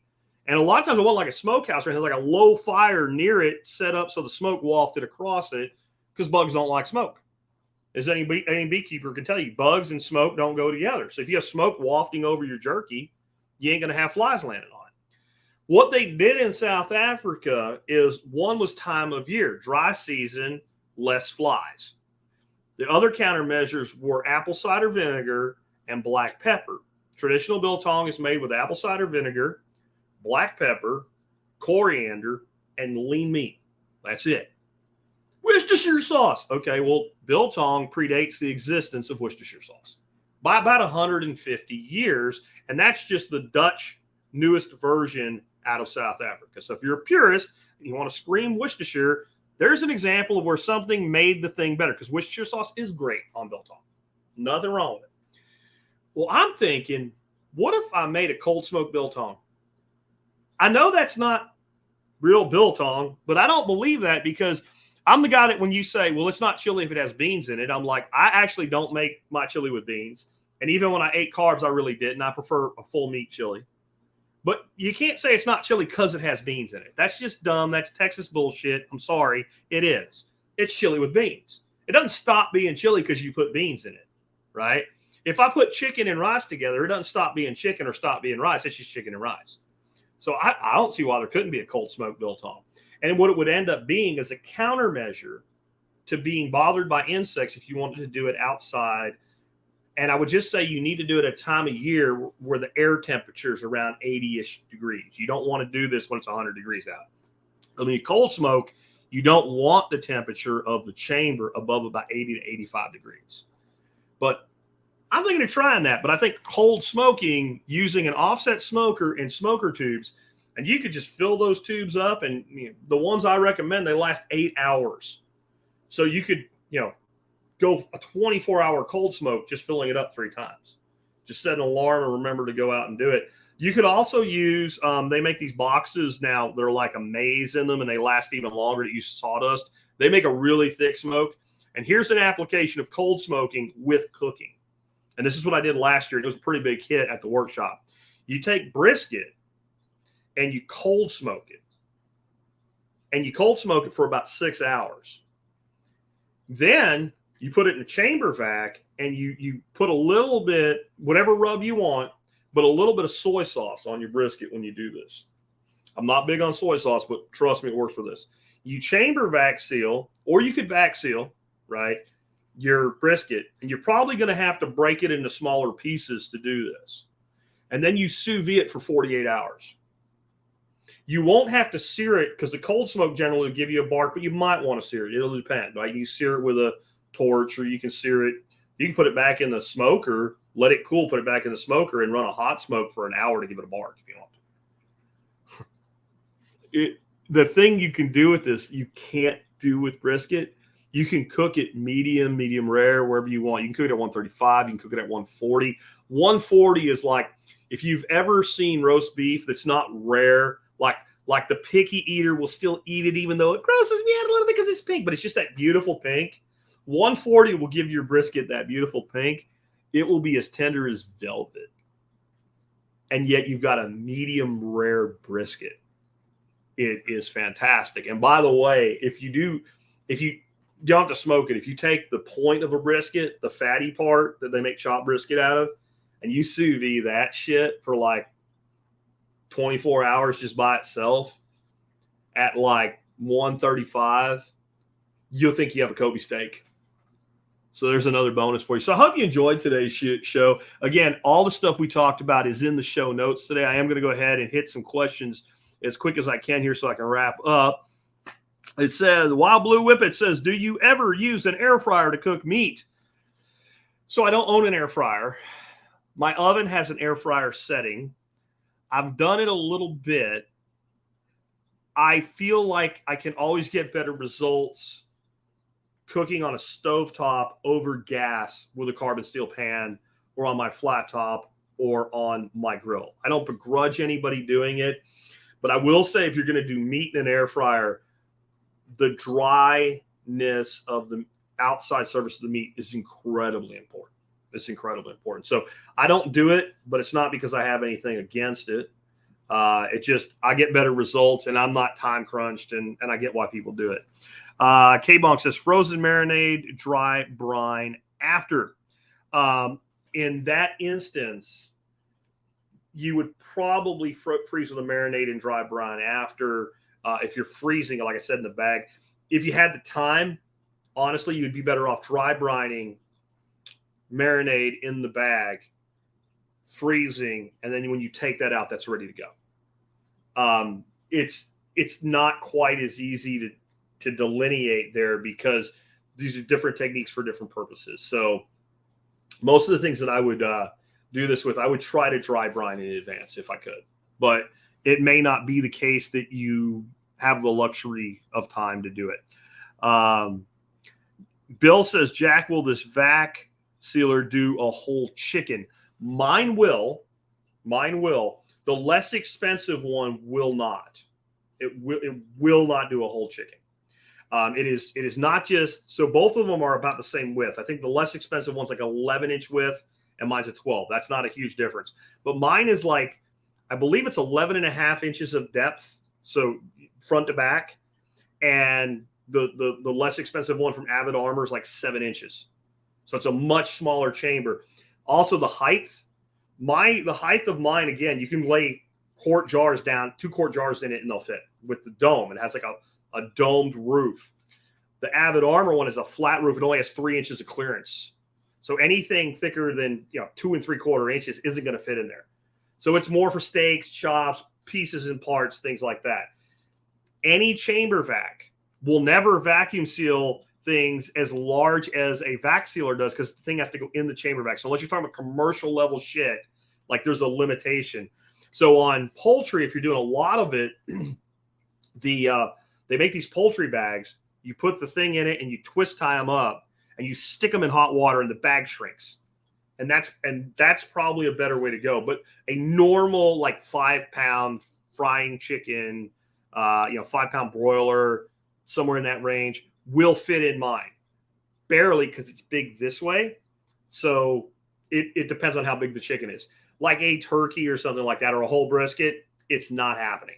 When I do the brisket for the workshops, I have to break a brisket down usually into about 3 pieces. A really big one I might break down into 4 if you're going to do that type of thing with it. So unlike a vac seal bag, where as long as the bag's wide enough, they're going to be 30 foot long and only the end goes into the vac sealer. So different things, different purposes. But chamber vac bags are much cheaper than vacuum seal bags. And here's why. The vacuum seal bag has those little ridges in it, and that's so the air can get out of the bag. A chamber vac bag is smooth, so it's like making any other bag, really. And what that is because you evacuate the entire chamber, then you seal, then you let the air back in, so it doesn't need those channels to get the air out.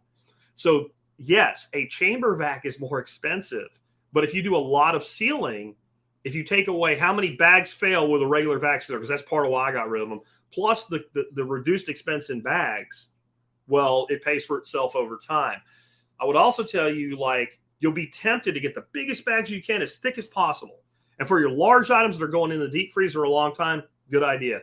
Get a whole bunch of different size bags, 3 mil thick, which is like you can get 6 mil, so about half of the thickest, super cheap. And for things like short-term freezing, just a steak, just a couple chops, etc., it's all you need. And they're so cheap that if you have like a chop and it's got a little bit of an edge of bone, stick it one bag in and double bag it and be good to go.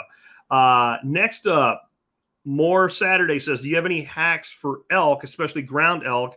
I got one last year. I'm not sure I'll ever be able to eat it all. He's treated like ground beef. I think that we get into this role where we think that buffalo or elk or deer is really that much different than meat. The only real difference as far as how you treat it is it's leaner in general. So one of the biggest hacks I can give you for ground elk, assuming it's straight ground elk and no fat was added to it, is go out and buy yourself like a whole tri-tip, right? Or like a whole ribeye even, or whatever, or a chuck, and break it down and all those trimmings of fat, chunk it up, throw it in the freezer, put it through the grinder.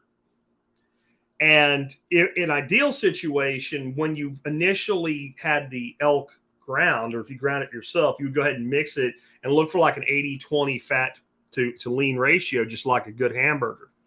But let's say you already, like most of the time, people take their animals to processors, and elk's a big animal. It's a lot more work than processing a deer. So you just get the little, 1 pound tubes of beef, and that comes straight out of the grinder like they're making sausage is how they do that. And they put a log ring on it. And that's what you've probably got a ton of frozen. Well, just take your ground fat, and you can use pork fat, you can use beef fat, whatever, but I find beef fat works really well for this. Take your ground fat and make like 2 ounce little baggies, or 4 ounces, depending on how much you want to use, but 2 to 3 ounces per package. Throw that in your freezer. When you take out a pound of elk, take out one of your fat packages. When everything defrosts, mix it together. Why did I say freeze the fat before you grind it? Well, I said that because any meat that goes into a grinder should be almost frozen before it goes into the grinder, and fat even more so. If you have your meat to where it's par frozen, or even your fat to where when you pick it up, it's kind of hard, but you can just put a little dent in it with your finger, it'll go straight through that grinder and won't turn to mush. If you put room temperature or even refrigerator temperature fat into a grinder, it will ooze out as mush. So par freeze it. That would be, and then, whatever you want. It makes good tacos. You do anything you do with ground beef with it. My favorite thing in the world, though, I think, from ground elk is chili. So I would start making some chili. K-Bonk says butterfly drum skin side first.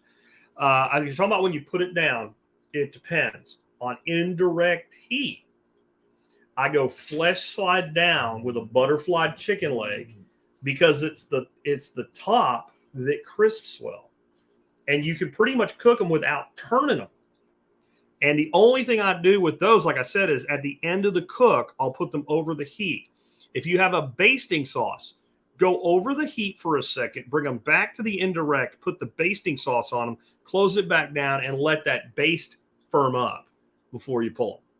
And then if you're going to, the other thing you could do is you can baste the bottom, at the same time. So you can put them skin side down, baste the bottom, bring them back over to the indirect, baste the top, and finish them. And then that way you get the baste and the stickiness of the baste all going at one. K-Bonk also said about duck eggs in Italy, so we already did that.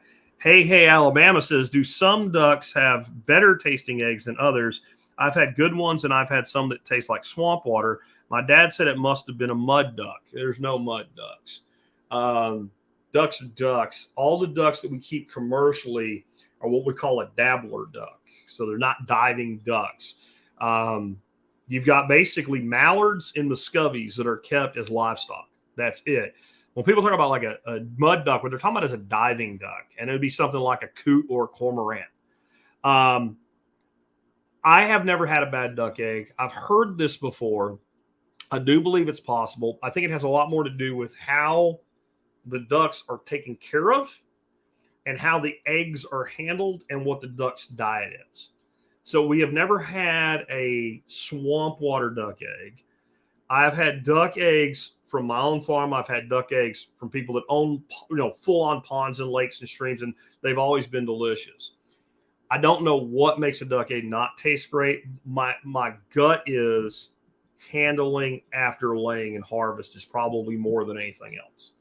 But I've had plenty of our customers tell us, I tried some of these duck eggs when I couldn't get yours and they sucked. I think that has a lot to do with the feed we give, which is we do not feed soy-based feed to our ducks. Infinity, I refuse to. It will never happen. It doesn't. They get a lot of wild forage, and they get good, clean, fresh water every day. So I've never had a bad duck egg myself, and I think it's probably more diet and handling than anything else. But the mud comments lead me kind of to the same thing about when people say that like catfish eat mud. Catfish don't eat mud. Catfish don't taste like mud. Now, I'll tell you when catfish don't taste great. If you harvest catfish in the heat of summer, especially from smaller bodies of water, and the water temperature is like 85 degrees, when you clean that fish, you'll find that the texture of it is really, really soft. And it's not that the fish itself tastes like mud. It makes you think it tastes like mud because the texture is shit. Now, there's a couple ways to handle this. One, don't harvest fish at the peak of summer, catfish at the peak of summer from small bodies of water would be one. The other way is dry brine your fish. So when I do bullhead catfish, which everybody says, that's a mud cat. It eats mud. If it ate mud, it would be the most sustainable protein on the planet. I mean, really think about what you're saying. It lives on mud. Sure it does. Do you understand?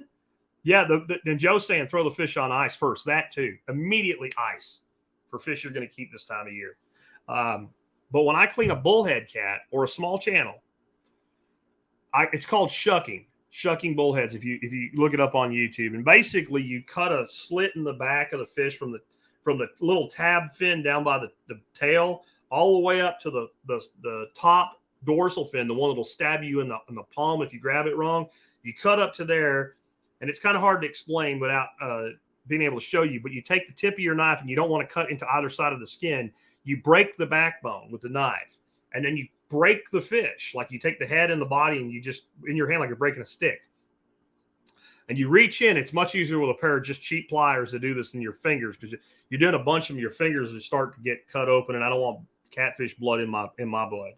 So you take the pliers and you hold the head in one hand and the spine in the other, and you pull, and you end up with a skinless, bone-in, beautiful, gutted little fish body on one side, and the head and the guts on the other. And you throw the head and the guts away, and then the only thing left inside that fish will be a bloodline. And you just take the back of your thumbnail and rub that out and clean out that fish. If you're doing that, and this is good always, salt both sides of that before you cook it. They're delicious, even though they're a mud cat, right? And another great hack with that is take your knife and put 3 or 4 slices just barely into the flesh on each side of that fish. And catfish have a lot of fat, so a lot of that fat will render out crispy without even breading it. But if you do that hack with the slits and then salt it, that fish will firm up. I know that doesn't relate to the duck question, but it's just, and Joe says bullheads are candy for flathead cats. Yeah, they are. Yeah, they are. And if you ever fishing for bullheads and you're fishing with like an ultralight rod and you get a nice bullhead and all of a sudden, wango, a flathead or even a big channel grabs it, you're in for a ride. I caught it was like a 6 1/4 pound channel cat at a little farm pond a couple of years ago. There's a video I have on my YouTube channel. And when I gutted it, it had a bullhead, about a 4-inch bullhead in its stomach. And I was catching bullheads, and I'm pretty sure, and I was using salted shrimp for bait. I'm pretty sure what happened is I had those rods out, and that little bullhead hooked himself. And he was on there, and the channel cat ate them. I'm pretty sure that's what happened. But I've had things like that happen. I also had a few years ago, I was fishing with a buddy and my grandson with a guide named Omar Cotter, Luck of the Irish. If you're anywhere in the Dallas-Fort Worth area and you want an incredible trip for white bass and stripers, you should totally look him up again. It's called Omar Cotter, Luck of the Irish Fishing Guide Service. Well, we had a white bass on, and all of a sudden it's just like, boom, and it feels like you're snagged. And we're working it and working it and working it. And finally I was like, it's moving. And I get a head shake, and I start trying to work this, and I start actually getting this thing up. And nobody believes me that it's a fish until I get it up enough that it gets pissed off. And it just made like 3 runs and snapped off. And based on where we were fishing, it's not a shark or a grouper or something when you're in fresh water. It must have been a a flathead cat. And it had to be a big one. I mean, it had to be a good 50-pound fish. That's a fun thing. I need to wrap up, guys, but there is some cool shit that happens fishing. We need to talk about fishing again.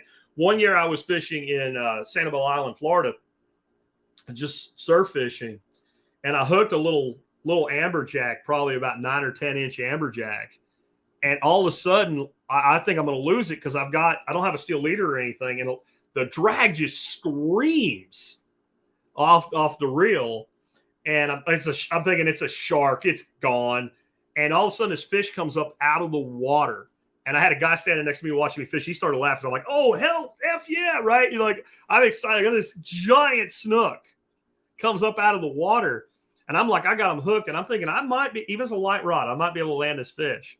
He came up out of the water again. He spit that jack out like a bad meal, which I guess it was. I reeled the jack in, and he's still alive. He had like scrape marks. He had been all the way down in the stomach and come back up through the rough throat of that snook when that snook basically regurgitated him.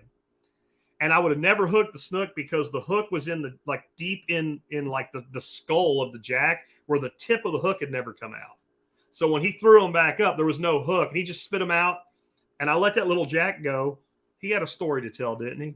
That's a hell of a story. That's a great fish story for a fish. There I was, minding my own business. I saw this piece of shrimp, and I ate it. And something bit me in the face and started. And that giant fish came and ate me. Nobody would believe it in the fish world. If you don't believe me, I don't tell fish stories that aren't true. Don't need to. Anyway, guys, I do need to wrap up today. Hope you enjoyed today's show. Hope it got you thinking a whole new way. And again, I mean, look what we covered today. This is stuff that, if you dig around long enough, you'll find it all here and there. But I try to bring stuff like this together for you because think of what you can do now with stuff that's already in your home and a few extra ingredients. And again, if you need some of the stuff, I have links in the show notes today for everything. I don't have an item of the day today because there's a ton of them in the show notes. I have a link to the document with the 4 recipes for you as well. That's all free. Just go check it out. And this will probably be one some of y'all want to listen to more than once because I want to tell you real quick as we finish a story of how I learned stuff like this. So there's some I don't have in today's episode that I kind of feel like will be in the next episode like this whenever I get to it. Mushroom ketchup. When somebody says ketchup to me, I'm like, blah. I don't need sugared up tomato paste. I don't with corn syrup in it. But that's not what ketchup was. Ketchup, go back 150 years, and from there back, ketchup looks nothing like today's ketchup. And the primary ketchup was made with mushrooms. And it's a thin sauce. It's more like you would think of using a soy or a Worcestershire, but it tastes totally different. And this is not really about mushroom ketchup. I learned about it on J.A. Townsend and Sons YouTube. And I love Townsend's YouTube. This is the dude, he dresses in the period stuff. J.A. Townsend sells all this stuff from the 18th and 17th century and all. And he cooks the food the way it was with recipes from Hannah Glass's cookbook and stuff like that. And he made mushroom ketchup. And I'm like, I should make mushroom ketchup. That sounds cool. It's one I ain't done yet. And as he was explaining his recipe, he's talking about the different spices and herbs he put into it. Well, he goes, so I'm going to add a little bit of long pepper. Well, my ears go, boop, what is long? He didn't even say what it was. And I'm like, I'm going to find out what long pepper is. Well, it turns out long pepper was actually what people used the way that we use black pepper today way, way, way longer, hundreds of years ago, it was the black pepper. And it's got little tiny peppercorns. These are much smaller than a black peppercorn, and they grow on it almost looks like a long, skinny mulberry or a blackberry. And it's expensive to produce. So when they started to find that it was easier to produce the black pepper that you're familiar with, one kind of went out and the other one came in. So I'm like, I'm going to order some of this. So I go on Amazon, find a brand that looks good, order this stuff, gets here. Way hotter than black pepper. The heat is more like a chili pepper, but it's not as persistent. It goes away faster. Not as fast as like a horseradish does, where it's like boom and gone, but it doesn't, it's not like 15 minutes later you're going, why did I do that? But it has almost a cinnamon, nutmeg, other herbaceous spice thing going on in addition to that pungency of black pepper. I don't know all the things I'm going to do with it yet. I just know that I'm going to use it. And I'm going to use it because of one sentence that guy said and didn't say and I can't even find anything else about it on his channel. But once I was exposed to that idea that here's a new thing, well, let's get a little bit of it. Let's spend $5 to buy a little bag of it. Let's taste it and figure out what we can do with it. Well, now that gets added to everything else. Take the stuff I gave you today and do that with it. With that, I'll wrap up. I'll be back tomorrow. Again, we're not doing an expert council show tomorrow. There will be a live stream tomorrow. I don't know what it's going to be yet. I got to figure it out. It's a weird week. And then we'll have a great weekend. We'll come back and do it all again. One little thing here at the end. I'm supposed to say this at the beginning. Damn it. I have one ticket left to the 20-year anniversary party, which is like 2 weeks away now. It's July 20th. It's Thursday. Almost every order that came in after the initial surge was couples. I do have one left. We're not that tight on attendance. If somebody wants to buy that ticket and you want to come as a couple, just buy the one. If you buy the one, I'll sell you another one for the other. I'll just add one in inventory and we'll take care of it. So if you want to come to 20-year anniversary party, still one ticket. It could be two. Now, if you just want one, just buy one. But it feels kind of stupid to have one ticket left. Anyway, there's a link in today's show notes for that as well. With that, it's been Jack Spirko with another edition of the Survival Podcast.